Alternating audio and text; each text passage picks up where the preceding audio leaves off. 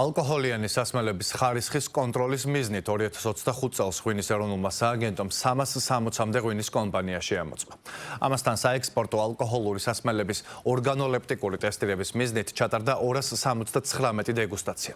სააგენტოს ინფორმაციით 2025 წელს წინა წელთან შედარებით დარღვევების რაოდენობა შემცირდა. სააგენტოში განმარტავენ, რომ 2026 წელს ხარისხის კონტროლი უფრო აქტიურად გაგრძელდება, რათა ქართული ღვინო საერთაშორისო სტანდარტებს აკმაყოფილებდეს და მასზე მოთხოვნა კიდევ უფრო მეტად გაიზარდოს.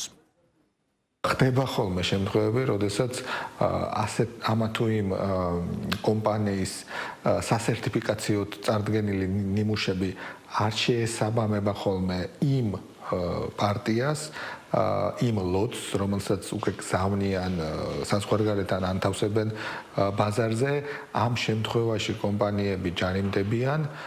მე მინდა კიდევ ერთხელ ხაზგასმით აღვნიშნო ვთხოვო ჩვენ მწარმოებლებს, რომ საერთაშორისო ბაზრებზე ძაფრი კონკურენციის პირობებში ერთ-ერთი უმნიშვნელოვანესი საზრუნავი არის სწორედ ჩვენი ქართული ღვინის ხარისხი.